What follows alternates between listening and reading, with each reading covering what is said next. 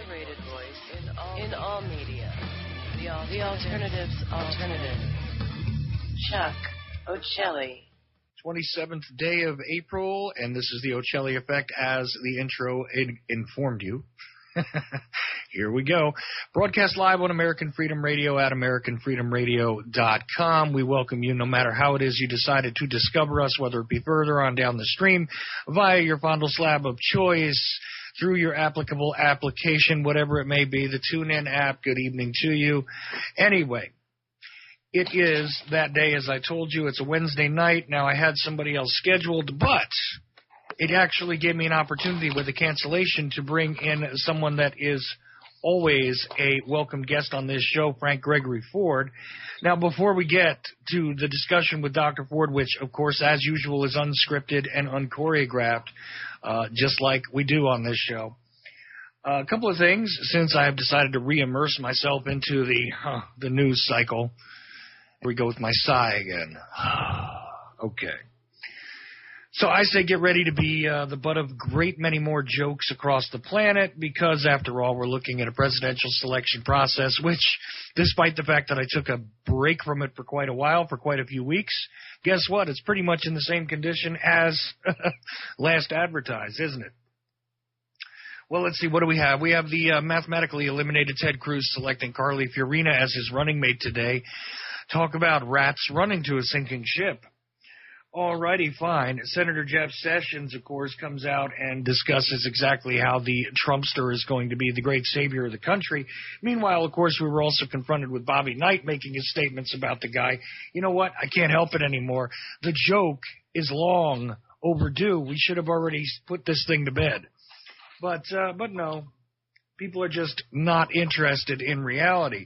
That's why this guy gives a foreign policy speech in Washington today that was absolutely and completely incoherent. There was no sort of consistency to the statements, the strategic elements of his statements, any of the policies that could have possibly been imagined based on these generalities that he put forward. You know what? Doesn't really matter as long as he makes you feel good, right? And on the other side of the coin, what's your other choice at this point in the selection process? Because Bernie Sanders is laying off hundreds of his campaign workers. Well, he knows the jig is up. All right. Man, I don't even know what to say anymore. I really don't. I had a bunch of notes, and I don't even care. That's really what it comes down to, and I just tossed those aside. You know what I'm going to do? I'm just going to go straight into my discussion with Dr. Ford because I don't even want to think about this nonsense anymore, Greg. You know, you were in Europe for a couple of weeks. Did you unplug from the American political scene for a little bit and happily do so while you were over there, or did you continue to torture yourself from abroad? Oh, okay. Well, I'm glad you brought up France. Okay, because there was all kinds of things going on in France, and I went over there for a vacation. But of course, when I'm midair flying to Europe, we received notice that the airport that we're supposed to fly into had just been bombed. So we ended up being redirected from Brussels to Amsterdam. But before we do all that, I want to thank you, Chuck, by the way, for calling. It's totally unexpected today, and I had a nice show on with Rick and Barry, of course, last night, and it went very well. But also, I just want to put out a good plug because I managed to get Dr. Brown's dentistry. Okay, that's where I was when you called. Dr. Brown's dentistry in Sacramento. They managed to cut me loose early from the work they were doing, so I could be on your show. And then I managed to make another trip to Citrus Heights Mower and told them, hey, I was going to be on your show. And they remembered the last time I was on your show. So they said send their very best to you on your show. That's Citrus Heights Mower and Dr. Brown. So you now have two more fans on this megalithic radio network that you're putting together. So well, that's always awesome. I love the listeners in California, that's for sure. There's a lot of guys that listen to this show in on the West Coast especially, but definitely in California, and I'm always happy to hear from them. And yeah, absolutely. I know I did actually interrupt you at the dentist's office to ask you if you would come on tonight. I definitely planned on bringing you on soon, but it wasn't going to be today. But you know what? No better time than the present. It is fascinating that right before you were to depart, you were going to that airport that was bombed in Brussels. That was something that was part of your itinerary. I knew about that before I heard about the news story because you and I, speak quite frequently. But it was kind of weird. You had to have a change in plans on your way over there. And but did you happen to, when you got there, did you happen to pay attention to anything going on in the States, or did you really unplug and get yourself a good chance to rest from this nonsense over here? Well, it was a good vacation, I have to say. I took a cruise, and I ended up giving a briefing to the cruise directors on the possibility of a new bombing. Since I was so accurate on your show, I was so accurate in predicting the bombing when it did. Okay, now I said, and I admit that I was a little off. Okay, in my predictions, I wasn't exactly Gene Dixon, but I said that there would be a bombing within the next 8 weeks, and it would probably be in Paris because ISIS wanted to demonstrate that they could strike anywhere at any time and not be stopped. They could strike at their own leisure. And it turns out that, yes, I was right. Okay, they were intending to strike at a soccer stadium, and with all those very excited people not paying any attention to anything going on around them, and then having a bomb go off, and which would have killed several hundred, if not 1,000 people. So I was right. They caught the man in the hat, and that's exactly what he said was going to happen. But they ended up, because the security was tighter than what they expected, they ended up setting the bomb off at the Brussels airport. And they, yeah, that's right. They did a very substantial amount of damage. Well, what's interesting, too, is if you go back in my archives a little more, you'll notice that you actually foreshadowed this twice in that area before, when you were first talking about a bombing, and here we go with a little bit of a mistake in your prediction. But the shooting event which occurred in France was something that you talked about ahead of time as well. It's just that you expected that to be smaller bombs being set off in different areas, and that ended up being that whole shooting event which occurred, and that was at that concert, if we remember correctly. Then, in addition, afterwards, within 8 weeks, you said that there would be a soft target hit in Europe, and you thought it might be France. You weren't very clear about that. But if you take a look at it, what you were talking about strategically is exactly what they pulled off in Brussels and attempted to pull off elsewhere, according to reports at this time. And gee, Greg, I wonder why it is you seem to understand how these guys are functioning strategically. Well, they have a high opinion of me since, I was in Iraq. And, of course, I think all your listeners understand my relationship to al-Baghdadi. And, it's the least they could do to put me, to send me their newsletter. Okay. So it kind of keeps me updated on what they're going to do. And that way I can, as General Karpinski said, I can predict, with almost eerie accuracy, okay, on any issue concerning terrorism. And I reminded her that yes, there's going to be another. Don't think that they're going to stop with that, because they're going to do it at leisure now. They know that they can get away with exactly what they want to do, and they get an enormous amount of publicity every time they do. These are nobody's fools, ISIS, and they are very, very angry. And I'm finding out just how angry, because I was there watching the behavior that these people were receiving in Iraq. Okay, that's where most of these people come from, is in Iraq. And nobody in our media wants to understand that. Nobody in our government wants to understand that. These people have been watching Americans, specifically Americans. They know how we are going to react to each situation, as it happens. Okay, they understand our military. They understand how we behave. The one thing they could not understand when I was there, and they told me so. Okay, they told me so at Samarra, Balad, Abu Ghraib. They told me, they said, you people aren't behaving the way Americans are supposed to behave.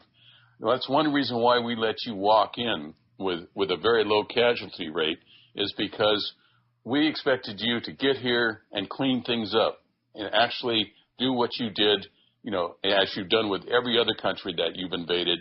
Okay, clean up the mess. All right, not make a bigger mess, which is what you're doing.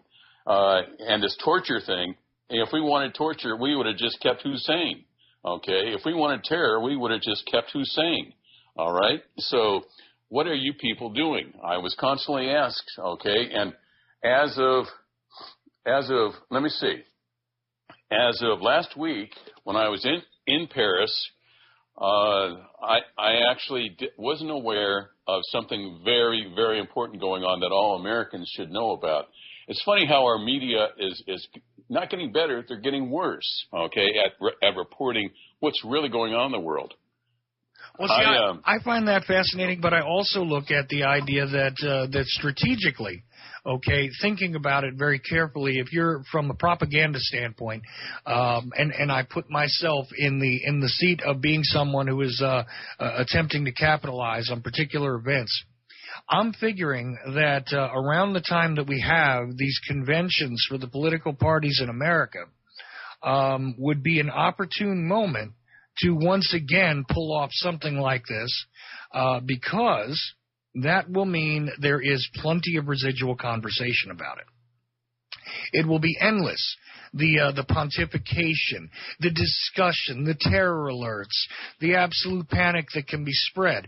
It seems to me as though that would be tailor-made for another terrorist attack during the time when we have the GOP and the Democratic National Conventions, because the international community is going to pay attention to the public statements that are going to come out of those events. And I think that they would make themselves very serious subject matter. They would have to be addressed by any alleged, pretenders to the POTUS at this point. Any of these people would have to come out and talk about it. Their different supporters would have to talk about it. They'd have to talk about how to deal with them and everything else. Worldwide attention would be focused on a group like ISIS or any other terrorist organization if they did this at that particular time. Now, that's an oversimplification of things, but do you see where I'm going with this? Yes, I do. Now, the important thing is to understand just how blindsided the American people are. And I'm talking about something that has happened within the last few hours, all right? And it's overwhelming, okay, what is going on, and not a peep. I've been scanning. I scanned the news last night, and I scanned the news today. Nothing is being reported about what's really going on, okay? First of all, last week in Paris, the French are in a furor. They're extremely angry at the U.S. right now over, guess what? The old rube that somehow the torture thing was an anomaly and it's all over with. Let's put it behind us. Let's get on. Okay, well, no. The French are, they're not like Americans where, an American gets kidnapped, abducted, renditioned, and tortured. Okay. And they just sit there and say, oh, well, Jesus, too bad. Sorry to hear it.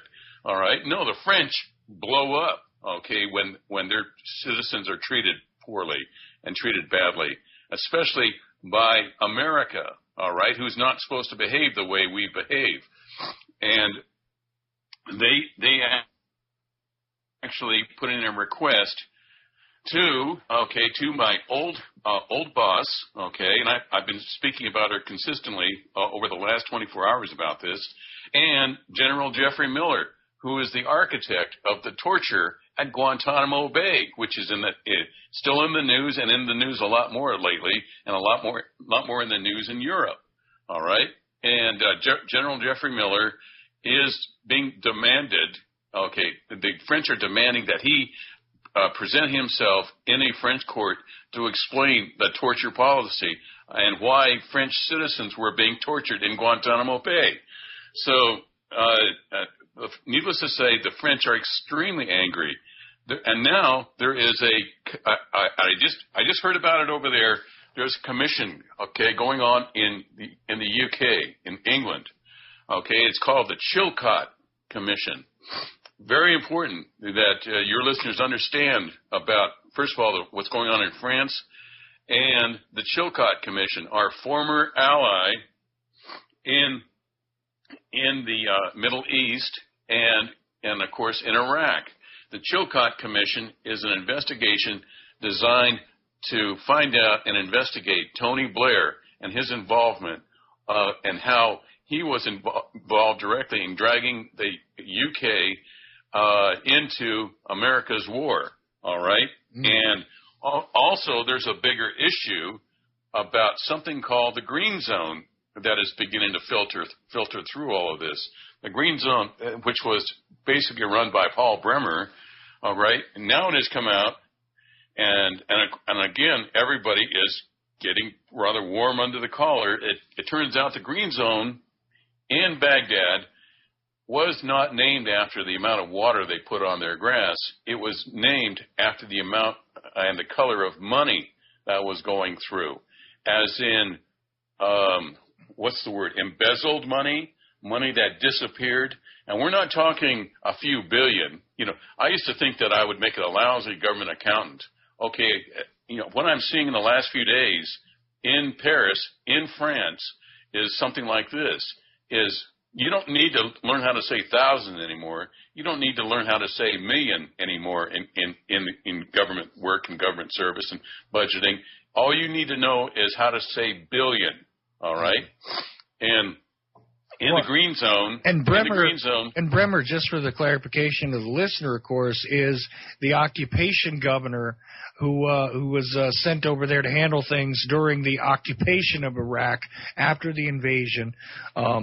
Interesting character in and of himself. I suggest you study him. But go ahead, Greg. Sorry. And well, what it appears now is $130 billion disappeared, and I'll add this figure to that amount: $680 million. Okay. I know I slipped and digressed by mentioning millions, okay? Well, that was the amount of money that I uncovered that in cash, by the way, that was in the possession of Abu Sager, okay, the man who was Hussein's banker, all right? I reported that money. I reported it to the FBI. I reported it to the IRS, all right? And, of course, it was fully recorded in a chain of command, okay, with the U.S. military, and surprise, big thing happened. I was strapped to a stretcher almost within hours after finding that money, and tortured, of course, and that money, which was placed in this chain of evidence command, okay, disappeared, all right? Well, I found out when I was in France where that money went. It was taken to the Green Zone, and this ought to make a few politicians, including George Bush and Dick Cheney and Donald Rumsfeld, very, very uneasy, okay? In fact, they should be downright peeing their pants, okay? You know, they ought to be strapping on those depends right now, okay? Because here's what I uncovered and what I was informed of is that there were regular flights, and the taxpayers that are listening to your show ought to be furious about now. that money was taken to Baghdad, the Green Zone, where a regular flight of palletized money that was visqueen to a pallet, okay, was flown out every single day to the island of Cyprus, okay, the island of Cyprus, Nicosia, in the island of Cyprus, and where it was spread between 238 separate secret bank accounts. Mm-hmm. All right, and it clearly appears now that Tony Blair and some of his henchmen were part of that, and we won't mention any other names like Cheney, Rumsfeld, and Bush. We won't mention their names as being on what I call the Banana Express. All right, Whoops, I call it the Banana Express. You just did. Yeah. Go ahead. Yeah. Because the Banana Express, okay, is busy making monkeys out of the entire taxpayer and citizenry of the United States and citizens of the UK also. All right, that's why I call it the Banana Express. And by the way, to date, and I just confirmed this with one of the top generals in Iraq. I'd heard that the figure wasn't 9 or 10 billion. Who cares about 9 or 10 billion? All right. No, the figure is more like $130 billion. All right. $130 billion was flown in, and it turns out that the Green Zone is exactly what it sounds like, a giant slush fund. Okay? Well, right. Now, this was part of what the logistical stuff that led up to this is part of what you briefed the FBI on when you came home from Iraq, because nobody got to speak to you while you were in Iraq, because they got rid of you quickly by strapping you to a stretcher and flying you illegally out of the country. But the fact is that you actually sat down with an official briefing with the FBI and explained to them not only where the weapons of mass destruction went, but where a whole lot of other elements to this equation went when you briefed them, didn't you? Yes, absolutely. And this was back in the good old days when the FBI actually did something. Okay, not like they are now. You know, all they do now is try to figure out who's out there working hard and monitor their work via the internet, via computer systems, and then when it looks like there's going to be a big spectacular media event concerning whoever this agency or the law enforcement agencies are tracking and about to arrest, the FBI shows up, okay, and takes credit for the arrest.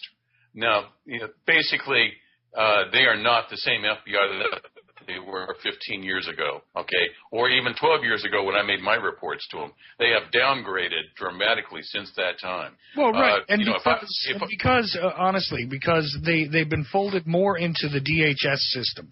The Department of Homeland Security now utilizes the Federal Bureau of Investigation as its policing arm, so they show up in order to do certain things tactically and to execute arrests.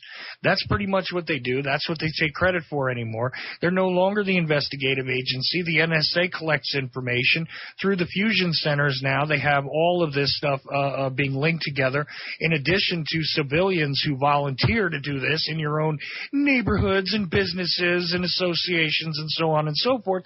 So this is what they're concerned with anymore, is domestic surveillance. And the FBI, as it was, initially created, the investigative agency that it was supposed to be, it no longer is.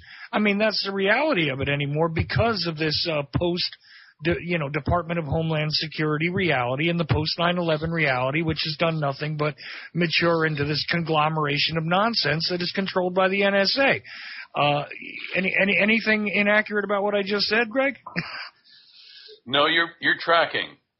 Fortunately for your listeners, you are tracking right on target. Okay. And it is not going to get any better. From what I'm finding out, like I said, especially in the last few hours, it is not going to get any better. It's going to get worse. All right. Now, getting back to the Green Zone and that money, that 130 billion. Let me put this into proper context. Okay, that money that just disappeared. Okay, I know that was a drop in the hat to what Donald Rumsfeld was forced to admit that, what was it, $2.338 trillion disappeared, and the section of the Pentagon that was hit by a cruise missile, that's not the Ted Cruz missile. That is a real cruise missile that did a significant amount of damage and killed most of the people in the able danger section that put out the original warning for 9/11. But it also took out the computer system that was used to investigate and record the data on where that 2.38 trillion went to. Okay, you notice that after that Pentagon hit, there was no more mention of that money disappearing. Not one iota of information was released after that specific targeting strike on the Pentagon. Okay, which took out 2/3 of the personnel in able danger who had been tracking these two groups of terrorists at 9/11. Okay, the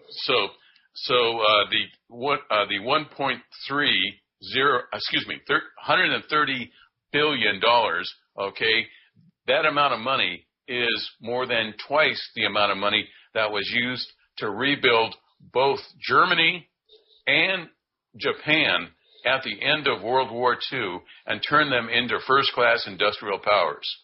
That's how much money we're talking about that just disappeared. Okay, and I just gave your listeners a front row seat to the Chilcot Commission and the investigation that's unfolding into Cyprus. Okay. Now, all right. Now, just for clarity on this, a listener just dropped me the link to the explanation about the Chilcot inquiry. Okay, so this is from Wikipedia, and I just want to read this really quickly so we understand exactly what we're talking about. And I think it's although Wikipedia is not often the paragon of information I like to go to, this is a pretty concise explanation. The Iraq inquiry, also referred to as the Chilcot inquiry, after the chairman, Sir John Chilcot, is a British public inquiry into the nation's role in the Iraq War. The inquiry was announced on 15 June 2009 by Prime Minister Gordon Brown. With an initial announcement that proceedings would take place in private, a decision which was subsequently reversed after receiving criticism in the media and the House of Commons. The inquiry was pursued by a committee of privy councillors with broad terms of reference to consider Britain's involvement in Iraq between mid-2001 and July 2009.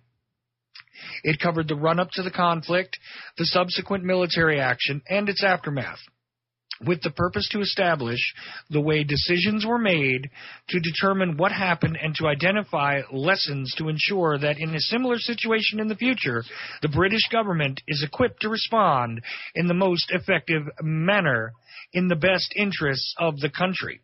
The open sessions of the inquiry commenced on 24 November 2009 and concluded on 2 February 2011. In 2012, the government vetoed the release of the documents to the inquiry, detailing minutes of cabinet meetings in the days leading up to the invasion of Iraq in 2003.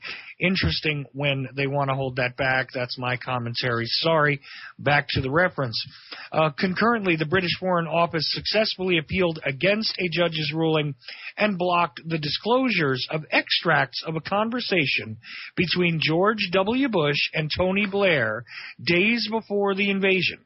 The government stated that revealing the conversation would present a significant danger to British-American relations. The million-word report of the inquiry was due to be released to the public by 2014, but difficult negotiations were continuing with the United States over the publication of documents.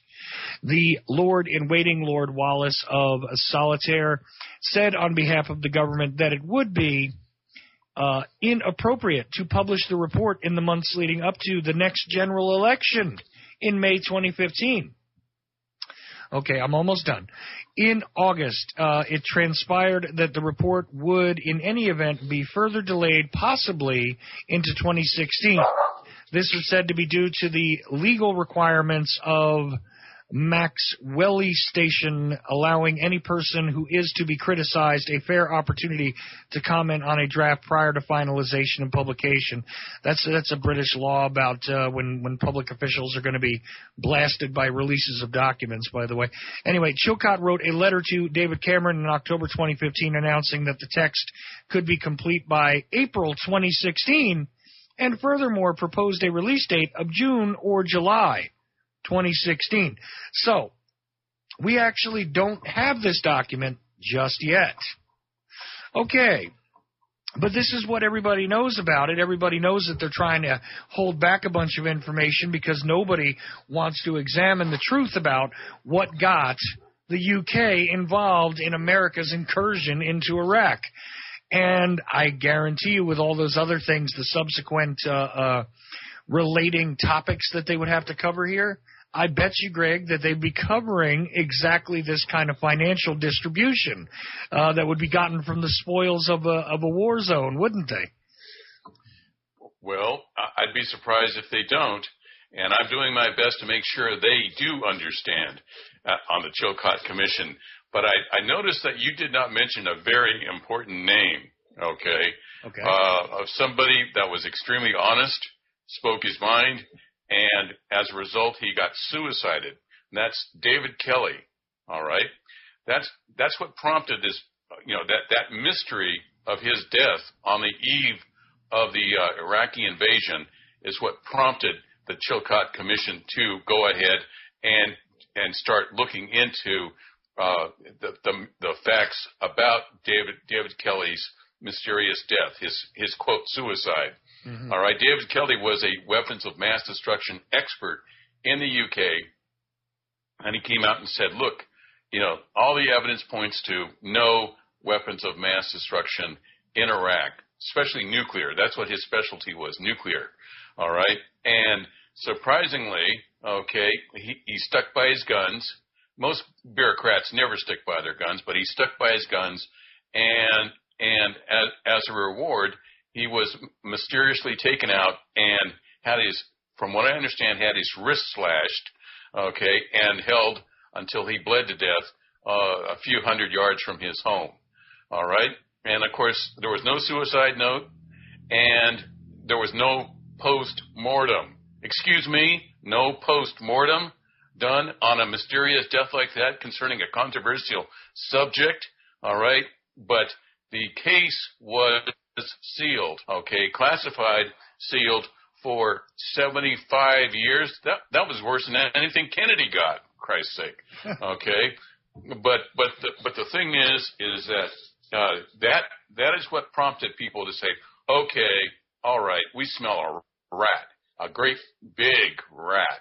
All right, and so next thing you know, here comes the Chilcott Commission, and the word I just received in south of France a few days ago was that it's going to be released probably in August. Okay, they did want it to be released as of this month, but no, it'll probably be released in August, and everybody's really holding their breath that it's not going to be another whitewash, because Tony Blair would really like it to be a whitewash, all right? But as I pointed out to some people there, I said, Tony Blair was the only person qualified and authorized to direct his British intelligence, technical intelligence, NBC teams to destroy those weapons I discovered, the 29 warheads that I discovered, okay, that I've told your listeners ad nauseum about, all right? And by the way, your listeners are privy to some of the most sensitive information about the Iraq War, okay, as a result. Mm-hmm. But those weapons, okay, were authorized to be destroyed, and there is video footage showing the British team dismantling and feeding those weapons into arc furnaces, okay, electric arc furnaces, and being destroyed, okay. Yes, the video exists, and an attempt was made to show those videos and show the pictures from those videos on Nightline, with Ted Koppel.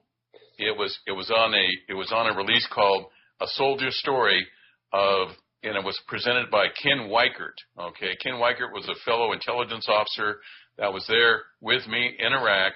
He attempted to hold up and show the different photos of those weapons being destroyed, and needless to say, Ted Koppel almost started crapping gold bricks. Okay, he was beside himself. They went to black, and when they finally came up, from going through 25 commercials, when they finally came up, the pictures were gone, and Ken Weichert was very chastened and sat there rather meekly for the rest of the interview. All right, so surprise. The only person that could have authorized that action was Tony Blair. And guess how Tony Blair was paid for that, for the action of hiding weapons and destroying weapons of mass destruction that were the sole property of the Carlyle Group, which was founded by George H.W. Bush, and the sitting president that had launched us into an invasion of a sovereign nation of Iraq was George W. Bush, who had a seat on the board of directors of the Carlyle Group. Okay, I mean, does anybody see anything wrong with this picture? Okay, I do. Well, all yeah, right? an illegal invasion to cover up the malfeasance of a sitting president and his father, a former president. Absolutely, that's exactly what occurred. It is not this, we forget because of the whole circus of Colin Powell coming around talking about yellow cake uranium and the possibility that the Iraqis were constructing their own weapons of mass destruction, that they had their own programs and all this other stuff. Here's the reality. Bottom line is we knew they had weapons of mass destruction because we were the ones who sold it to them. We still had the receipt, the joke used to be, and that happened to be the truth. But did the major media ever publicize this? No, not at all. As a matter of fact, it just became that wonderful phrase that you and I really enjoy, the failure of intelligence, right? Just like on 9/11, there was a failure of intelligence, right? So this is what you're confronted with. And meanwhile, the whole thing becomes a giant trough, just like you're talking about with this green zone for everybody and their evil uncle, their evil Uncle Cheney to get involved in. And they're all feeding at the great trough of the war that shouldn't have been. That's what it comes down to. There's a big issue here, and I mentioned it several times that I didn't get much play. I didn't hear the echo, okay? And that is that when these weapons were reconfigured, our government was busy, and the father of VX nerve gas, okay, is George H.W. Bush. Twice now, the vote has been to dismantle these lethal, unbelievably deadly weapons, okay, that kill, on a massive scale, okay, that's why they call them weapons of mass destruction. George H.W. Bush, okay, that sweet old guy, Poppy, okay, specifically voted, the vote was his twice, to remove those weapons off the face of the earth. Biological weapons of mass destruction, and also chemical weapons of mass destruction. He had the vote, the sole vote, to do that, okay? Under Reagan, all right? It was his choice. He chose both times not to have those weapons destroyed, okay? And everybody says, well, why wouldn't he? It would only make sense. Well, okay, and I had an epiphany when I was in Notre Dame Cathedral, okay, week before last, about all of this, and I'll tell your listeners if they want to hear it. But here's the deal, is George H.W. Bush was busy milking the government for $1 billion to try to put together a system called the Red Eye chemical weapon delivery system. They, of course, government work, they couldn't make it work, okay? So instead, they decided to reconfigure 1,000-pound bomb casings, P-400 models, okay, which I found, the 29 warheads that I found were being searched for desperately by Hans Blix and his weapons inspectors. Those canisters were specifically reconfigured on the orders of the Carlyle Group, okay, when they were finished, and they were not charged with VX salts, okay. That's how VX gas is stored, in salt form. And what happened was that the Senate went nuts, okay. Our U.S. Senate went crazy when they heard that these weapons were there, they were available, they were a new product, not an old one, but a new product, and they were sitting in the Pine Bluffs, Arkansas, chemical weapons storage site. They went nuts and said, and they made an edict that no, these weapons were never to leave U.S. soil, ever, under any circumstances. They were only to be used by us and for us if there was a dire emergency, an unforeseen dire emergency that could happen. Period. There was no exceptions to it. Oh, well, surprise, just a few months later, those very same weapons that the Senate had put the prohibition on, they show up at the Houston waterway. Gee, Houston, Bush, Houston. They're almost synonymous, okay? And they were loaded up onto the USS Wabash, okay? A MSC, Marine Supply Command. I think that's what that acronym stands for. And they were taken over, shipped over, along with the detonators, the specifically designed detonators for dirty bomb material, and they were shipped via Halliburton Logistics to Spain, airlifted from Spain into Turkey, from Turkey, driven by truck into Iraq. All right? Now, everybody's wondering, well, how did I find that out? It was really simple. I can read, first of all. I'm not a graduate from the Leave No Imbecile Behind Bush education program. I can actually read, okay? And that's what I found on the bills of lading strapped to each one of those cases, okay? It was there. Those were the only documents that survived because I did not know it at the time, but there was a great Bush document purge going on. And approximately 60 documents a day tying George H.W. Bush to the Hussein regime were being destroyed and shredded, okay? So people like me could not read something to your listeners. They would have to get that information firsthand, like finding weapons of mass destruction in a bunker, all right? And the irony is when those weapons were reported to the command, something very strange happened, as I told your listeners. Okay, yes, the old rabbit hole seemed to open up for me, all right? No CNN was not notified. No Hans Blix was not notified. But the British Technical Intelligence disposal teams for NBC were notified, all right? And guess what? Those weapons were quickly fed into an arc furnace, and nothing was left of those weapons within 24 hours after their discovery by me. There was nothing left except ash, okay? So, surprise, Tony Blair was paid to do this job, okay, via the giant slush fund in the green zone, okay? The green zone is synonymous for giant slush funds. You know, bribes, kickbacks, embezzling, all that kind of good stuff that corrupt politicians like Cheney, Rumsfeld, and Bush, excel at, okay? And that money was being flown out every day on the Banana Express to Cyprus, where it was put into 238 accounts. You think Panama is a big scandal?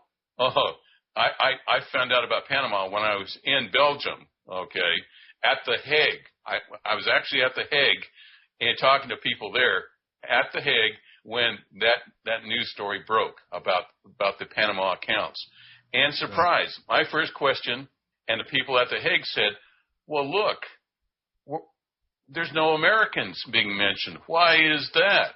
Okay, real simple. Okay, it's because America has now under Bush and Obama has become the home of illegal gotten gains. Okay, I don't want to hear any semantics or namby-pamby syntax about tax. What is it? Tax avoidance versus tax evasion.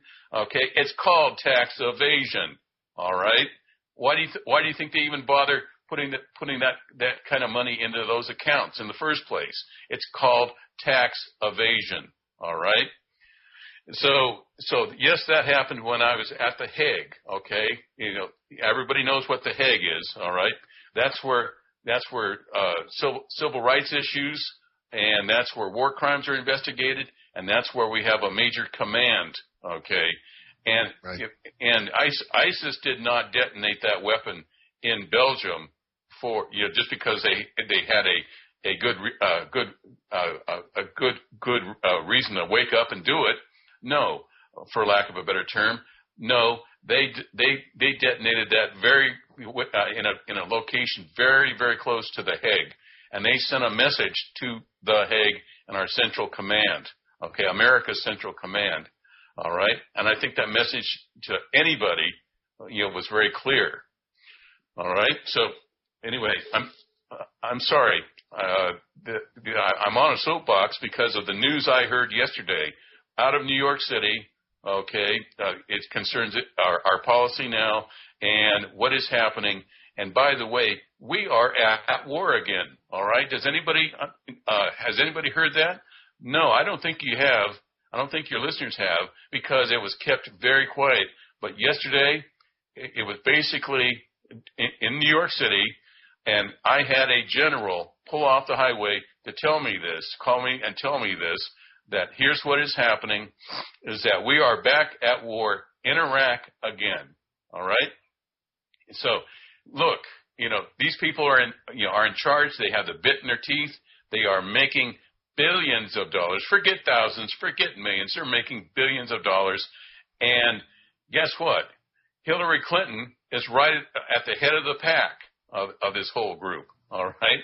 So don't think that that Bernie Sanders is going to pack his bags and things are going to get better, okay? Or the Orange Crusher is going to just go home and forget about it till the next time, okay? Understand this is that Hillary Clinton is a big part of the disaster now that is unfolding before America. Hillary Clinton, all right? Well, absolutely, and I'll tell you something else. I have argued for years now that there was no cessation of hostilities in Iraq anyway. That this has been a continuous process. Yeah, sometimes the body count is higher, but it's not as though we ever stepped out of Iraq. I don't understand this concept of us having stepped out, to be honest with you, ever since the invasion/occupation. Our troops, our people, our intelligence assets have been there continuously. There has been no ceasing to that. I don't understand this idea that we weren't at war there at any point in time. There may have been less of a hot war going on at certain points, but I don't see how it ended, really. I mean, am I nuts? No, you're not. As I was told by this general yesterday, that, hey, we have thousands and thousands of contractors now. Contractors have to have a war to make money. Does anybody find it unusual that after weapons of mass destruction were discovered early on in Iraq, okay, that we didn't pack up our bags and get out? That's what that Iraqi colonel asked me. He said, look, if I take you to these weapons of mass destruction that my unit dropped on the Kurds and the Iranians, will you people pack up and get the hell out of here? I said, as far as I'm concerned, yes, we will. Oh, more fool me. Boy, they made a complete horse's ass out of me. Okay, our government. No, we stayed another, 13 years? Yeah. 13 years? But that's the thing. We were supposed that was the objective, wasn't it? I mean, look, you guys were given an objective when you went in there. Wasn't this the major part of the objective? Well, not my objective. No, we were told, look, there's weapons of mass destruction there. Go find them. Okay, set up your nets. Go find them. Okay. Well, big embarrassment. Okay, is we found them a few hours after being on ground. Okay, but as a big mystery, big fog, the fog of war settled in very quickly because nobody mentioned those to any media service. All right, and those weapons were quickly destroyed, and we stayed, and more people, more soldiers died. 12,000 soldiers died. Forget this. What was it? 5,000 died. Try 12,000 soldiers died. All right, and here we are, as the general said yesterday. Okay, here's the deal: is those contractors were brought in. Okay, and guess who the contractors worked for? Do you think for one second that they worked for the Department of Defense? Blackwater and all these other groups? No, they did not. They do not work for the Department of Defense because that would make them subject to the very laws that control things like war crimes. Okay, when you machine gun women and children, at intersections in places like Baghdad, that is a war crime, and that would make these people responsible for it, okay, for that kind of action. No, guess who they work for? They work for people like Hillary Clinton, okay, as in Benghazi Hillary, all right? That's who they work for. They are not subjected to the same controls and regulations that DOD personnel would be intentionally. That's why, understand this, people, things just don't happen in a vacuum. This is the result of a completely out of control government. And the only way we're going to get this government back into control is if we bring those people responsible for bringing us to this situation in the first place. Okay, all right, all the neocons, those idiots, okay, bring them in, and those lunatics, okay. As Ray McGovern told me, he said they were always referred to in government service as the lunatics. Okay. Well, next thing you know, they're in power. George W. Bush comes to power, and he brings his merry band of lunatics with him. All right. And guess what? We're in two endless wars. We're still not out of either war. Okay. To show you how that works, Guantanamo is still not shut down. As a result, okay? So, that's what happened, okay? We need to initiate something like the Chilcot Commission to bring George W. Bush to a criminal docket, okay, and convict him, okay, give him a fair trial, and then throw him in Leavenworth prison where he can learn how to learn a real skill. Besides killing people, he could learn a real skill like maybe making furniture or license plates. All right? That's what we need to do. And Dick Cheney, okay, hey, they have a medical facility specifically for people that commit crimes. Let's put him in there, okay? Let's put him in there instead of paying for another 5 or 6 heart transplants, okay, at the taxpayer's dollar, okay? Let's make sure that Dick Cheney is put into prison. Okay, even Leavenworth would work. It would work just fine. Okay, for all of these people. Listen, I'm with your sentiment, but here's the reality: there is no way that they're going to punish the savior of Halliburton, who effectively almost took that company to bankruptcy previous to the 9/11 attacks, which nowadays you can't even imagine that company would be bankrupt. But I assure you, if you take a look back at the past records previous to 9/11, they were just about done. Okay, and the thing is, the fortunes that have been made, all of these people that have engaged in making the profit on this unending brush fire warfare strategy, which has no real strategy to it. Okay, that's the reality of the situation. It is war for the sake of war. It is war for the sake of feeding the military-industrial complex and all of the contractors who benefit from it. It's kind of fascinating. Because at one time, You would have thought that the military-industrial complex was the largest machinery that needed to be fed, but the truth is the things that they spawned have actually become the greater monsters. My guest tonight is Frank Gregory Ford on the Ochelli Effect, and you know what? We're going to get even deeper into this subject as we move forward into the second hour. Stay tuned to American Freedom Radio, guys. We will be right back.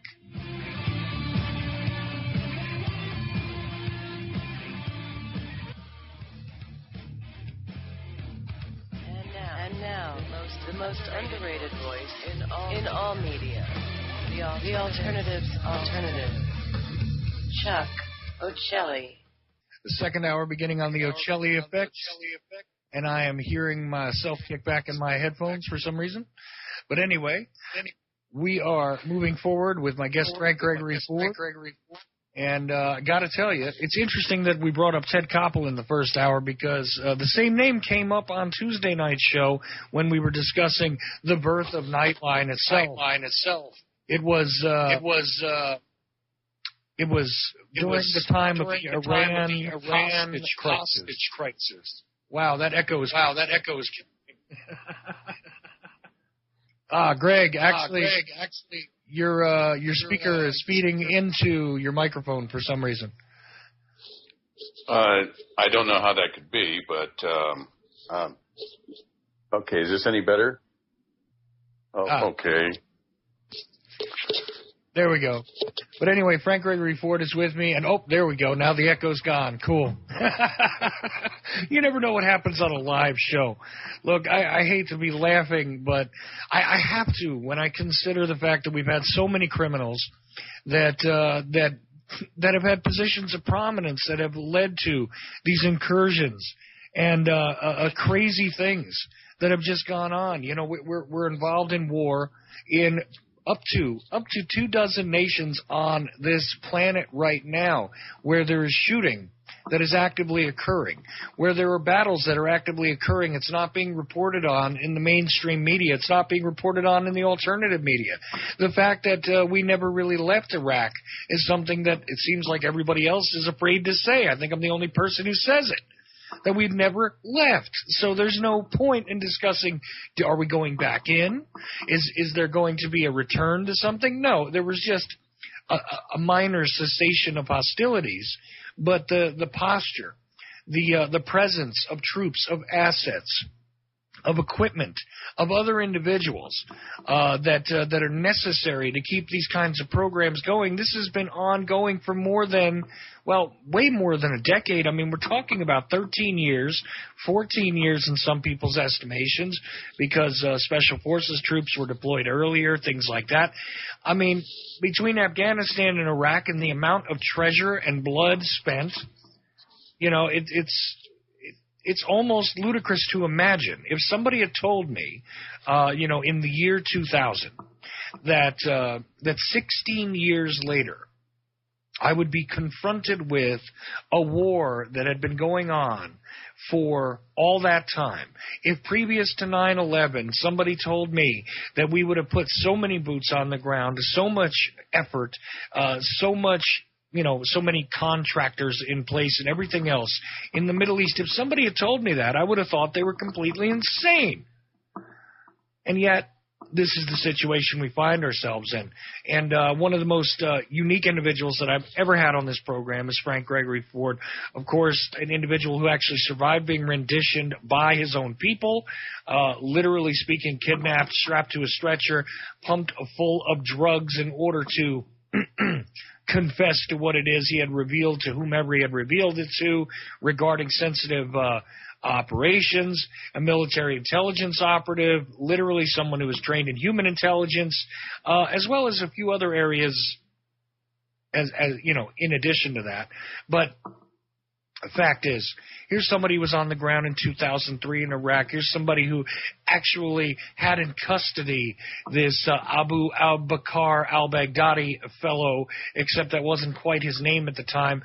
Now, the major media tells you nowadays that he was in our prison system, but Greg Ford was in the room with him, understands where this guy came from, maybe understood a little more about where he came from a little later on, and things are still being revealed to you about the actions you were involved in Iraq, and it's just absolutely amazing that nobody else seems to have this information or to want to come forward with the reality. I have a feeling, though, that there are many more people that could and don't, Greg. Anyway. Well, as the general said last night when she pulled over, to talk to me, she said, first of all of this makes her head spin. Okay, you can imagine what it would take, for this amount of activity, all of these things that have gone on to make a general's head spin. Okay, all the things that a general has to know and keep track of, and it completely beats her down. Okay. And everybody knows who I'm talking about. That's General Janis Karpinski, all right? General Janis Karpinski, who actually, according to the French, filed the first charges against General Jeffrey Miller for being the architect of American torture, okay? They want to talk to General Karpinski right now, as a matter of fact. And she wants to come on your show, too, Chuck, all right? She wants to affirm everything I've told you and your listeners, and she wants to affirm what is going on right now, like with the Security Council in New York, last night, yesterday. She said she couldn't believe it. These imbeciles don't have the faintest idea what they're talking about, although they are hinting at exactly what I've told your listeners. They don't dare come out and say, yes, this is all true, what I've told your listeners, okay? They're very timid about it. They seem to be very, reserved about it. Okay. So in other words, they know what the truth is. They know that as all along I've said, and even the courts are having a fit with what I've said, is that it's the truth, and that is what the American people deserve, and they don't need all this drama of having unspoken wars, undeclared wars, okay, that they foot the bill for. You mentioned wars that were going on when we were in Iraq. Okay, sure, there was Afghanistan. All right. Did you know that there were 3 other wars that the American people were supporting? All right. Try Ethiopia, Somalia, and there was something going on in Eritrea and in Yemen. All right. There's wars going on that we were supporting in all of those countries. And in fact, the one in Somalia is, as I've said to your listeners, okay, is the, are you still there? Oh yeah, I'm here. I'm just listening. Oh, okay. Saying, yeah. Okay. All right. It just sounded like NSA just stepped in. Everything went dead and quiet. Okay. Is the Operation Shell Game, okay, where the American people were completely hoodwinked into paying for oil that was not refined on U.S. shores, that the distilled petroleum products were just being put into a giant shell game, as I call it, giant shell game, and shipped back to the Persian Gulf to run all 40 separate bases and military operations in the Gulf. And here's something that you'll never hear about, is all the armor that had been shipped to Somalia for our proxies to fight with. Guess what? They received all their fuel free. You know what an Abrams tank or a M60 tank consumes per mile? Okay, when they go into combat, okay, it's hundreds of gallons, a mile. Okay, is what it amounts to. Hundreds of gallons a mile. Okay, I know that's hard to believe, but that's what, when you get a squadron of tanks going in one direction, it's hundreds of gallons a mile. And surprise, taxpayers, okay, that fuel was marked up 2,000 to 3,000%. I don't know why they just didn't mark it up 1 billion%. I'd feel much more comfortable with that. Okay, I could keep track of that. But it's 2,000 to 3,000% per unit of distillate product. Okay, that could be JP4, jet fuel. That could be road tar. That could be gasoline, okay, normal automobile gasoline. It could be several things, kerosene. But the thing is that it was per unit 2,000 to 3,000% markup. Okay, and if anybody questioned it, they'd say, "Oh, we had to send it to U.S. shores to be refined." Somebody, we won't mention any names, but somebody got the Kuwait harbor master records that showed that wasn't the case, that fuel was already refined in Iraq and loaded up on any available charter vessel and sent to U.S. shores, where a GPS fix was taken for, at the end of 24 hours, anchor was dropped for 24 hours, and then at the end of 24 hours, those ships did a turnaround without offloading a single drop of fuel, okay, or oil in the U.S. And what's remarkable about that is at that very same time, we were facing, the doubling, the tripling of fuel costs domestically in a lot of cases. And this is exactly what was going on at the time, because I always ask this question, right? This is one of those things I can't stop asking. We were invading. We were occupying. We were supposedly garnering the favoritism of our various allies in the Middle East.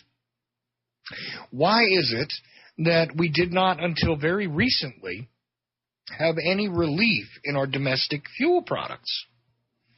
This seems to be one of those things. Matter of fact, that was one of the great justifications politically for why it is we needed to remain, why it is that we need, because it was time to get some payback. We were going to get something for our efforts, as a nation, right? Do you recall all of that sentiment sort of being passed around some years ago? Oh, yes. I remember, first of all, Don Rumsfeld, when he was asked why 95% of the soldiers there fighting in Afghanistan and fighting in Iraq were being shortchanged by as much as 30 to 40% on their paychecks. Mm-hmm. And very smugly, he looks around, that only that Rumsfeld sneer, could tell it all. And he says, well, somebody has to pay for this war. Oh, well, yes, somebody is paying for it, Don. They're still paying for it. And as far as you're concerned, hey, they can pay for another 3 or 4 wars, undeclared wars. But the thing is, I remember George W. Bush now saying, coming out, and everybody was saying, look, you said that this war was going to help, at least with the fuel, give the taxpayer a break. There was going to be cheaper fuel costs. And remember how he took that weak sister hand-wringing stance and said, well, there's nothing I can do. Nothing I can do about it.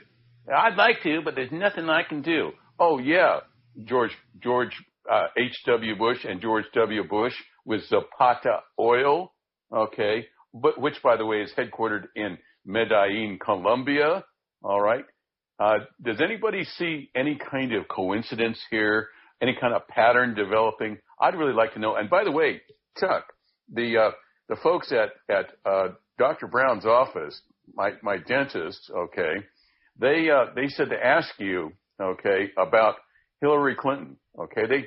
They were sitting around the office today wondering, what is Hillary going to do with that desk if she gets in and becomes the next president of the United States, and she's sitting in the Oval Office? What is she going to do with that desk where her husband sat and Monica Lewinsky was doing something on that desk, right? Is she going to keep that desk? Okay. Everybody wants to know, what do you think, in your opinion, is going to happen if Hillary Clinton is elected and she ends up in the Oval Office? Well, it is an interesting question, because every POTUS has the right to change the furniture in the White House, right? So I would think that if any of that furniture, which was reminiscent of that time period with the cigars and such, might actually find its way to storage while she brings other things out of storage, which is what they do over there. After the restorations that were done in the 60s, they had all sorts of items returned, donated to the White House so that you could select different historically relevant furniture, everything from the chairs to the, to the paintings on the walls, et cetera, et cetera. Yeah, that is a good question. What's she going to do with that desk? Well, who knows? I really feel as though it doesn't really bother her that much. I don't think she cares. It doesn't matter. Look, it's all part of the game, and she's just fine with it. I'm going to find out a little bit more about that, though, because next week, actually, I'm planning to have one of Clinton's mistresses on this show, and we'll see what she has to say. And she said to me in an email, yeah, I know you want to talk about Bill, but do you want to talk about what I know about Hillary? And I said, yeah, absolutely. So I'm thinking that we'll probably do 1 hour on Bill and 1 hour on Hillary from the perspective of one of Bill's former mistresses. Stay tuned for that one. But, yeah, I don't think it bothers her at all. I don't think she has a moral compass that's going to be bothered by that. All she's going to do is continue on with the very same neocon agenda. Now, that might sound crazy to some people because she's allegedly on the other side of the paradigm, right, from the neocons. But the truth is that her actions, the way she conducts herself, the way she has postured herself in her political career, say to me that it's really of very little consequence, that desk, reminders of that, big deal, and who knows what it is she might decide to do to the very same desk that many listeners might find abhorrent or a bit off script, let's just say, for what is the public persona of Hillary or Hillary Clinton. Anyways, believe me, I don't feel as though we have a win. We have a lose-lose scenario here with the Trumpster and the Clintonista possibility for your presidential selection process. I figure either meat puppet that decides to occupy the office, they will just do as they're told, as per usual, and trust me, this time when she leaves the White House, she won't be broke. Anyway. Well, I had heard early on that Hillary was going to take it because she's famous for licking her opponents, all right? So in this case, right, hey, I'm not really concerned about, all the Berber munching and all that kind of stuff that, is purported to be. And the idea of having Wild Bill as the first lady, okay, yeah, that's rather novel and all that, okay. Well, what does concern me is that Hillary is 10 times more dangerous than Donald Trump ever thought of being on his worst day, all right? She is an extremely dangerous, amoral, unethical criminal, sociopathic criminal, all right? And if your listeners think I'm wrong, okay, we will see, won't we? All right? But mark my words. Mark my words. I mean, 2/3 of America doesn't trust her. Well, what does that tell you about our process? When 2/3 of the voters don't trust her, how is she in this position? Okay? Does anybody ask that? How is she in this position where she is today? Okay? That means that big oil, okay, Wall Street. She's known as the darling of Wall Street. What is it? She is the first woman ever to be asked to join the Bilderbergers. That should be sending chills down everybody's spines. Okay? Chills. All right. Well, the first woman of non-royal descent. How about that? Because you got Queen Beatrix or whatever joins the Bilderberg group every year, I think. But regardless, she's the first non-royalty to ever be asked to join, as far as I know. Yeah. What I forget where it is. Amsterdam, where I was the week before last. That's where the Bilderberger Hotel is. Okay, is in Amsterdam. And, I thought, when I saw it at the time, I thought, goodness gracious, okay, if the people of America only knew what a dangerous sociopathic viper that they're going to put into the Oval Office. Like I said, she makes Bill, Wild Bill, okay, that tousle-haired scamp, okay, makes him look, like a choir boy, okay? Mm-hmm. All right. She's never had a job where she hasn't been fired from for being dishonest, okay? She's never had a job where she wasn't fired for being dishonest. And my goodness, watch the bodies pile up around her, okay? At least 16 suspected murders connected to her presently, and we won't even mention her laissez-faire with national security. Look at Benghazi, okay? Benghazi. There is now 399. I think they found the number 400 Stinger missile, a surface-to-air missile, shoulder-fired, in the body of that Russian transport or that Russian passenger plane in the Middle East. All right? But guess who took a commission for that? Okay? It was Hillary Clinton. In other words, she put out some of the most dangerous weaponry out into one of the most dangerous areas, unstable areas on the globe, and didn't even think twice about it. As long as she got her commission for the, quote, Clinton Foundation, all right, that's fine with her. That's what's going to happen to America, people. Well, I don't understand what part about that they don't understand. You know what's okay? You know what's beautiful about the Benghazi rat line that winds up running those shoulder-fired missiles and probably countless other pieces of hardware that wound up being routed from Libya into the Syrian theater, let's just call it at the moment, right, is so interesting to me that all of these ISIS fighters, if you take a look at it geographically, it doesn't make sense that ISIS fighters would be emerging from Syria into Libya. But they are, because there was an established transportation line, a rat line, which was utilized to move that hardware by subterfuge, and now they're utilizing it to move personnel.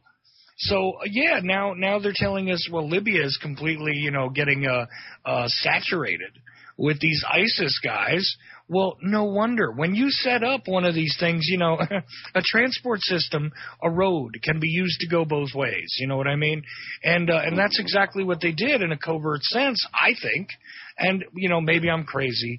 And I don't know, maybe you don't see it the same way, but that's what I see when they start telling us about how the Libyans are, being saturated with these ISIS fighters. These foreign fighters are arriving there for some reason now, which they're not talking about very much in the mass media at this point in time. But it's happening, and I think we're going to have another kind of disruption in what's going on in Libya, and that right there opens up the entire possibility of the African continent being sucked into in various ways, or at least their important port cities and things being sucked into this whole alleged war on alleged terrorism.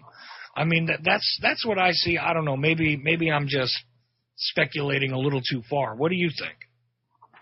Well, okay, let me see. What do I think?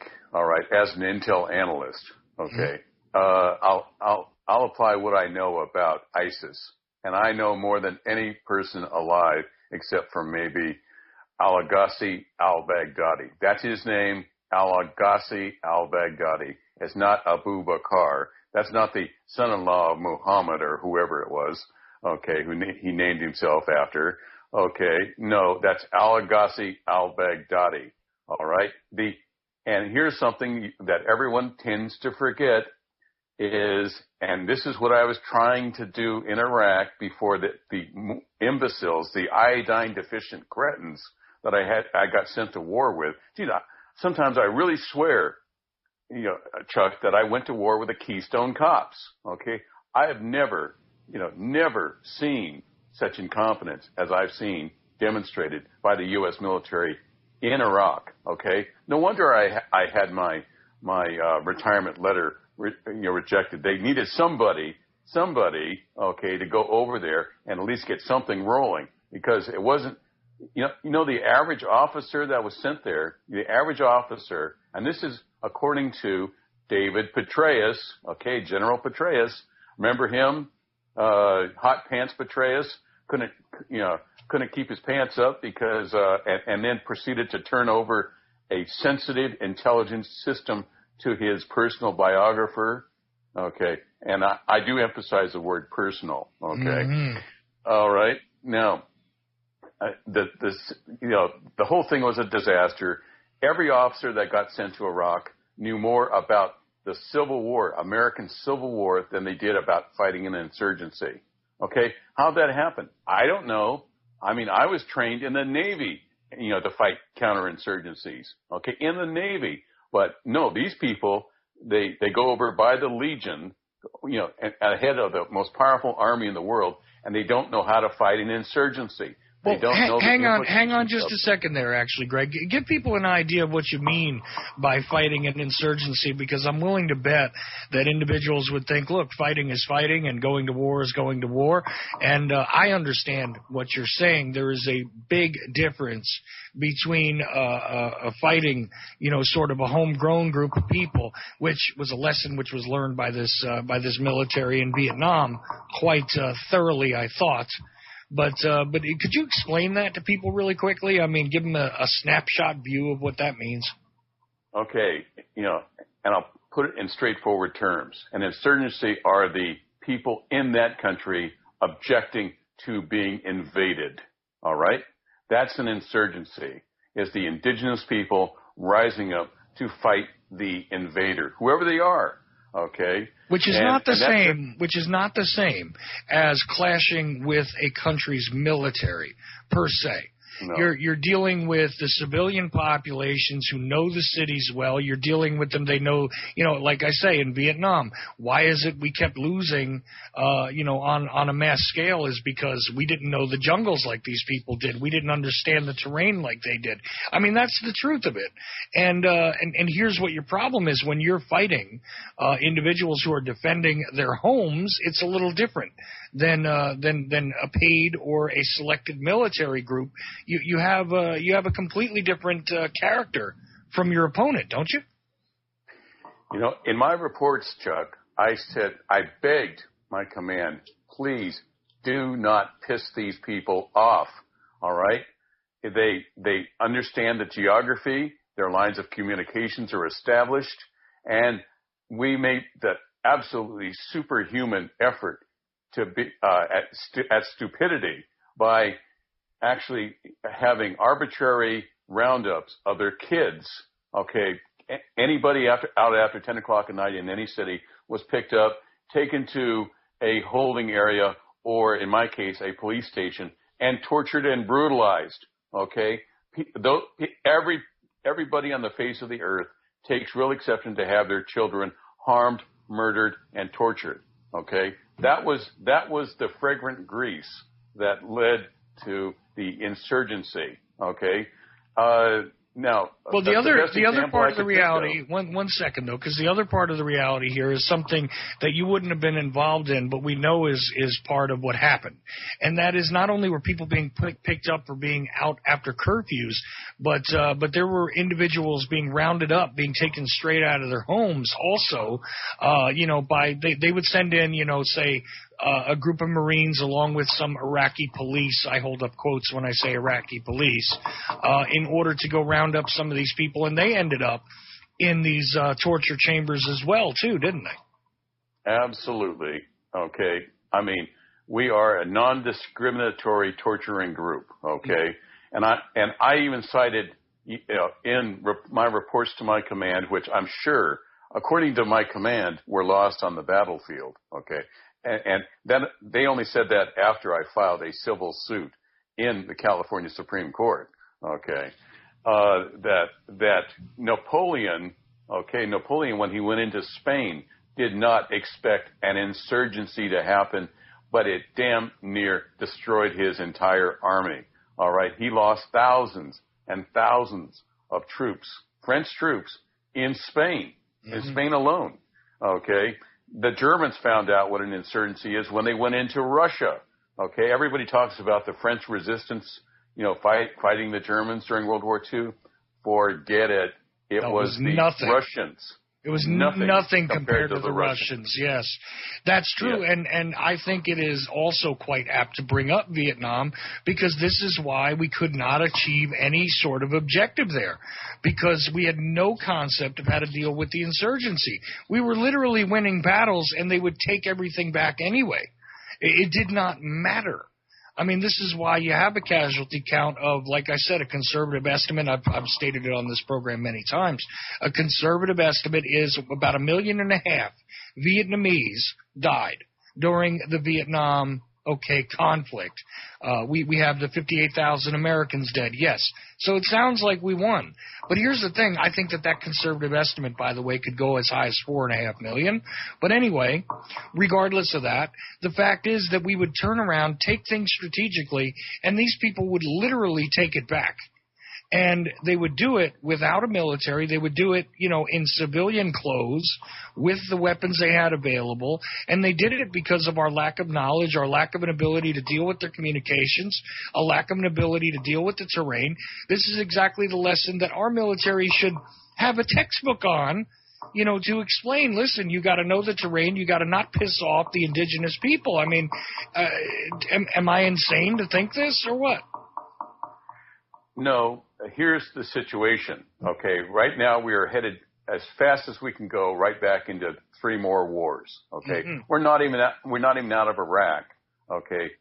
We're not even out of Afghanistan, and we're headed into at least 3 more, okay? Endless wars, all right? Because we have not learned any lesson, okay, whatsoever. Now, it's not that we can't learn that lesson. General Hot Pants Petraeus, David Petraeus, okay, actually wrote a updated version on counterinsurgencies, how to fight an insurgency, okay, and I just finished it last week when I was in Europe. As a matter of fact, I finished it. Yes, they understand the principles of fighting an insurgency is very well understood. The problem is this, okay, and it's very simple. Once an insurgency gets started, you cannot fight it. All right? You simply cannot stop it. They are always successful in driving the invader out. All right? And when the invader finally, the invader might, and the smartest thing for the invader to do, as in my letters and in my reports to my command, I said, let's declare victory and get the hell out of here. All right? Mm-hmm.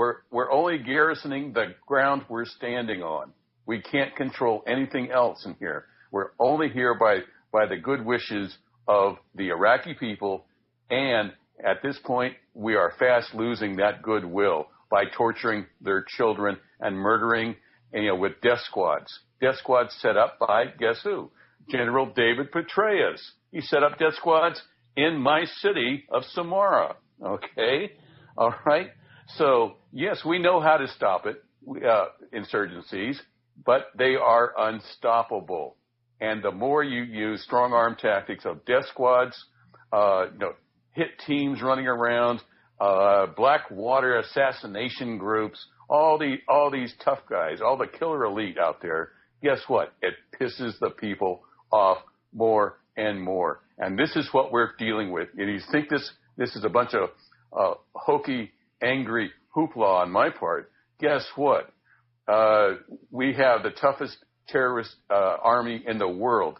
And you think they're going to go down without a fight? ISIS is here to stay, people. They're getting stronger. They're getting smarter. They're not backsliding at all. And if you think we're going to win and prevail because we've taken a few miles of empty desert, okay, think again. They are getting ready to detonate nuclear weapons. All right, They already have surface-to-air, shoulder-fired missiles. And everybody says, "Oh no, they can't have that." Guess what? What do you think brought down those Jordanian pilots that were flying the F-16 American-made fighters? Okay, they were brought down by shoulder-fired missiles. Okay, that poor pilot that was put in a cage and burned to death. Okay, how do you think ISIS got their hands on him? Okay, they shot him down. There were 3 planes that actually shot down in that same action. All right, they shot him down with stingers. Okay. And I'll tell you something else about Petraeus. Let's not let him completely off the hook, because everybody takes, great glee in remembering that he was removed for that whole, liaison with his personal biographer and all that.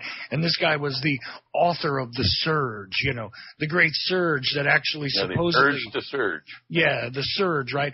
But here's the funny thing is that this guy's career actually goes all the way back to the Central and South American situations with the death squads, because, you know what, Celly Castillo told me that he had run across Petraeus earlier on. Right. Mm-hmm. I mean, and this is, decades before what we're talking about right now, definitely decades before he became the CIA head, but this was a guy who was steeped in this kind of stuff.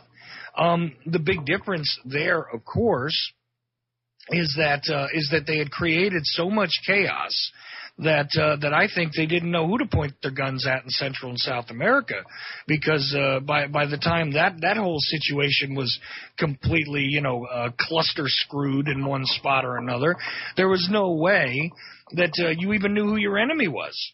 Now the deal is, when they took these very same types of tactics by using Colonel Steele, right?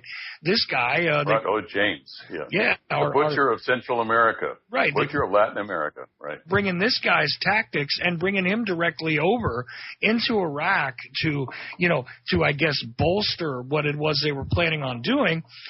Isn't it interesting that, hey, you know what, they knew who it was that was snatching their people. They knew who it was that was kicking in their doors and taking them down, grabbing them off the streets, and some of these people would be disappeared or would be so terribly maimed, it was kind of brutally obvious. It was like they skipped the whole strategy of chaos that they utilized in Central and South America, and these people, they know who's tearing up their kids. They know who's tearing up 15-year-old kids over there in Iraq. I mean, am I again speaking like out of school here? Yes, and by the way, in my court case, I specifically state Operation QBARC, the counterinsurgency programs based on the original Vietnamese Phoenix program. And guess who ordered that QBARC program to be set into place? Dick Cheney. Mm-hmm. Okay, I mean, and it wasn't successful there. It wasn't successful in Vietnam, but only a lunatic like Cheney would think it would be. And when he got into power and into a position, as Ray McGovern said, these people these neocons were just idiots. Everybody knew they were, but they were also dangerous because they actually believed their own rap. Okay, they believed their own nonsense, which makes them very, very dangerous. But I was going to say, in Iraq, there's a situation now, that needs to be understood, and I need to emphasize this before this show ends. Okay. Al-Baghdadi, let's get back to Mr. Al-Baghdadi. First of all, he is a Israeli operative. An Israeli operative. Oy vey, the Star of David, all over that operation, But when I recruited him and made him a triple agent, I didn't know it at the time, but I made him a triple agent. What I wanted was his control of a system, a database intelligence system that he had control of in Samara, and it had the names of all the people who had been involved in previous wars, in the Middle East, all the officers, all the leadership, the results of all those operations, what happened, and the types of weapons used, and the input from the Soviets. Mm-hmm. Soviet intelligence is one of the best in the world, if not the best. Especially their GRU, military intelligence. I wanted that database in the worst way. That's why I recruited Al-Agassi al-Baghdadi. I wanted that system. It's real simple, But now he has taken that system, and he knew he was able to figure out, using his system, who the victims of our interrogation programs were, and there were thousands and thousands of victims that are very angry. Who was in Guantanamo? He knows. Who was in Abu Ghraib? He knows. And he was in Camp Bucca and also Abu Ghraib himself. When I was strapped to a stretcher, he was cut loose, okay? Our command immediately grabbed him and threw him into Camp Bucca, okay? Boy, that makes you want to become an intelligence operative for the United States, doesn't it? Okay? But hearing that, but you can see the end result is he was able to use that database to locate, find, communicate with all these people that had been abused and victimized in our interrogation centers, and they make the best cadre because they have been observing the Americans in a very unfavorable light for years. They know what we're going to do under every single circumstance and condition. They know what we're going to do. They now have the weapons to fight us. They now have the bank accounts to do it. And they have the very best training field in the world, which is actual live combat, day in, day out. They are not going to be defeated. They are not going to be pushed back into a corner. Guess what, folks? They're getting more virile and more venomous every day and more effective in their operations. And they are going to detonate nuclear devices very shortly. All right? Well, and from an intelligence standpoint, here's the thing. He had access to the information from the Mukhabarat, which people may not quite understand. But here's the facts. Saddam Hussein had an excellent intelligence agency, okay, and actually more than one, but the main spine of it being the Mukhabarat. Now, Hussein, in my estimation, at this point, I mean, based on what I've researched, I would call him a U.S. asset at one point. So there was friendly connections to plenty of individuals in the U.S., plenty of intelligence agencies. I mean, we were helping this guy when it came down to being the strong man in the area and attacking Iran. I mean, let's not forget that. He was our boy over there, okay? So his intelligence agency, Baghdadi's connected to it. I mean, he's got it from both angles, not just the stuff that was collected during the conflict, but even during a time when it was a positive connection, don't you think? Here's a little treat for your listeners. I just love speaking to your listeners because they're a captured audience, okay? They can't tell me I'm full of it or I don't know what I'm talking about, or I'm guilty of high treason, okay? I just love your listeners, Chuck, okay? So here's the deal. Hey, Mr. Saddam Hussein has been and was a CIA operative working for the American government since 1959. He knocked off Qassam, King Qassam in Iraq at the orders of the CIA.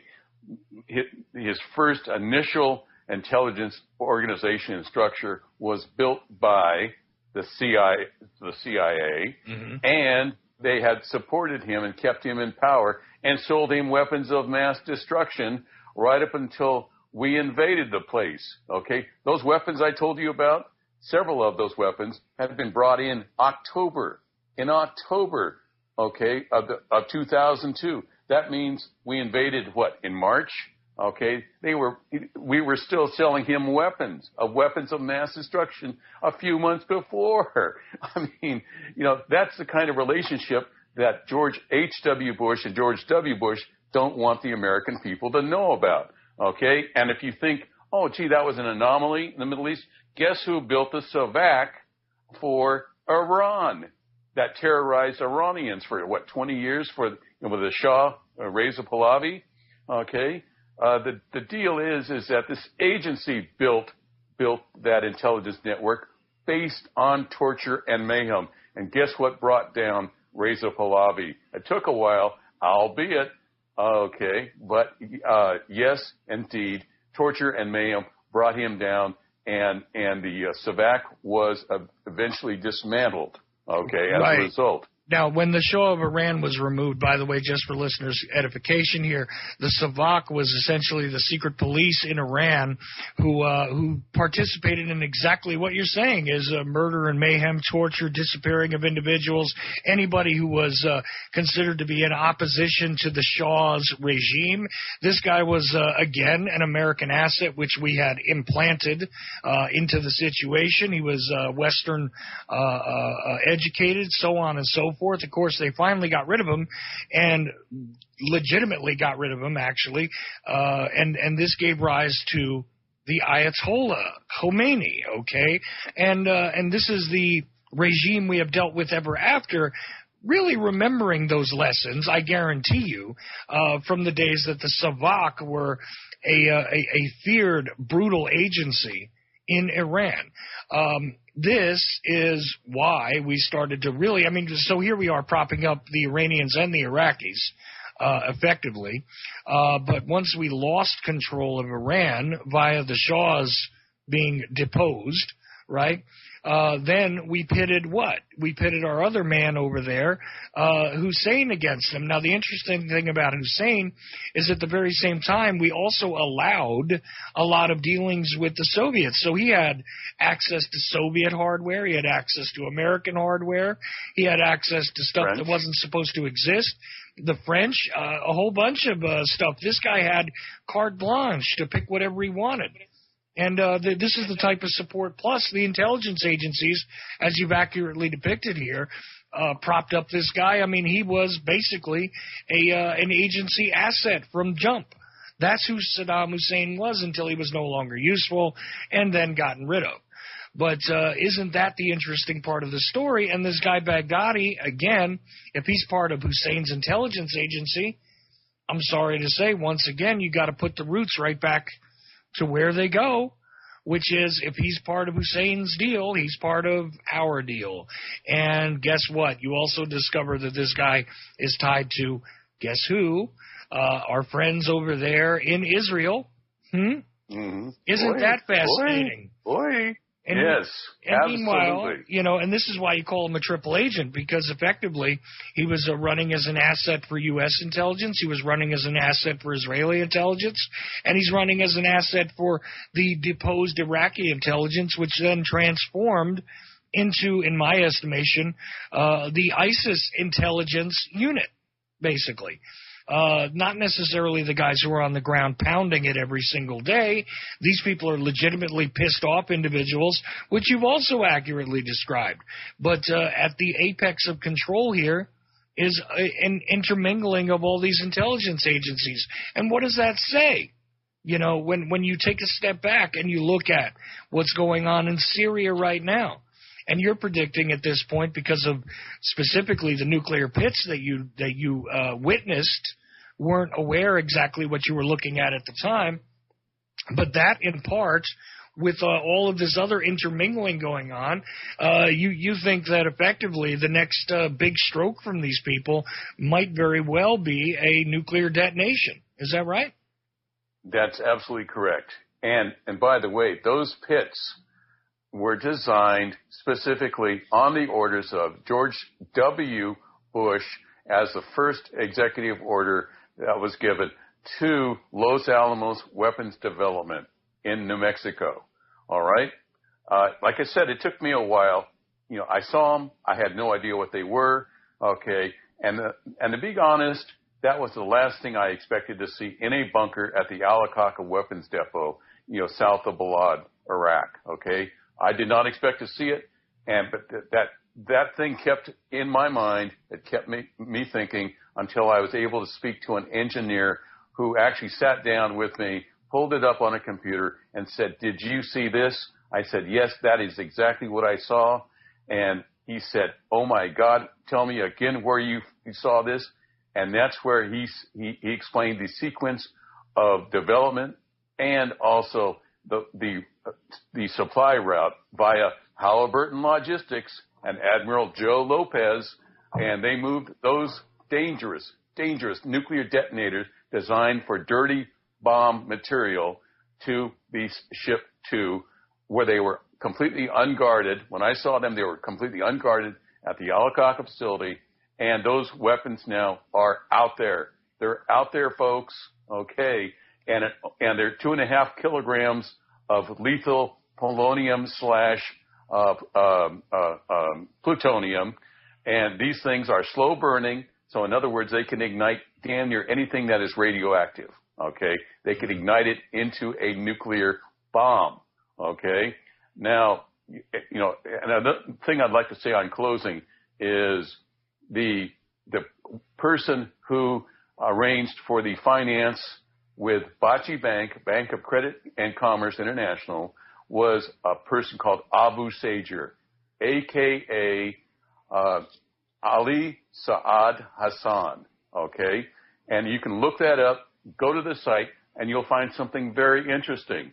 You'll find Ali Saad Hassan, a.k.a. Abu Sager, and you'll also find some very interesting documents concerning the rendition of yours truly. The man speaking to you now, okay, you'll find rendition articles of doctor's notes of the torture drugs that were injected into me and the covert flight that I was placed on. You will find those documents. And it's okay if you can't find all of them, because guess what? Most of those are court evidence now, okay?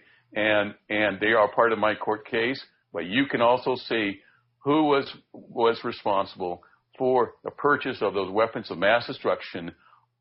Abu Sager, okay? Abu Sager, and a small side note in history, his daughter was the mistress of Saddam Hussein, all right? Saddam Hussein. Now, she built all the palaces. You might remember that story about all the palaces he had in Iraq. Mm-hmm. She built most of them. She was a trained, educated engineer, and she's alive today. She is sitting in Austria with about 9 billion. Okay, see, I've got the hang of this, government budgetary semi-speak. Right. Okay. You got to go for the B, the billion. Yeah. Okay, the B. Right, exactly, the B. Okay, forget M, it's B, billion. Okay, since the American taxpayer doesn't seem to mind being ripped off consistently, not in a nonstop fashion. Okay, why not make it a billion? Why not make it a trillion? That's where they're going. Okay, but needless to say, the man who was the person in charge of weapons purchase for Saddam Hussein is Abu Sager, a.k.a. Ali Saad Hassan. That's Saad is spelled S-A''AD, okay? And then you will see documents concerning me, okay? Yours truly, all right, when I was strapped to a stretcher and shot full of very, very dangerous, destructive drugs used to design, they were designed to interrogate Soviet agents, all right, Soviet agents. The problem was they were outlawed because they destroy brains, okay? They destroy brain matter, all right? Mm-hmm. So yes, you will see that too, okay? So that's a treat for your listeners, Chuck. I certainly hope that everybody was sitting up awake because, yes, as of right now, we are back in another war, okay? And everybody's going to say, well, how'd this happen? Where'd this come from? Mm-hmm. Okay, yes, it's our own Security Council, as of yesterday, that got us right back into a war. When you hear about this numbers, hear all these statistics and numbers saying, oh, guess what? 350 people were just sent to Iraq, okay, to fight ISIS, to fight bad old ISIS. Whatever happened to Al-Qaeda? Okay, I kind of wish for the old days when Al-Qaeda was, back just sawing one or two heads off on the internet. Okay, all right. I kind of miss them. Okay? Yeah, just like I kind of miss Bill. Yeah, Al-Qaeda definitely was not as dangerous or as massive as what we're looking at today. But listen, we're just about out of time, and another place where people can take a look is in the Ninth Circuit Court in California. Right now, they still have your case, which I'd like you to give your case number because people can look that up, and they might even find the statement of Brigadier General Janis Karpinski as part of your case as well, if they look hard enough. But if you could give them that case number one more time for them to search, right. Please do. It's case number, Ninth Circuit Court, 14-15050. All right, and the declaration is from Brigadier General Janice Karpinski in support of me and what I did and what would have happened if she had received my intelligence reports about, first of all, Abu Ghraib, but also about the weapons of mass destruction. What would have happened to history if she had received those? Right, because she was absolutely cut out of the loop by her own command. But that is part of the story that you'll find in those documents.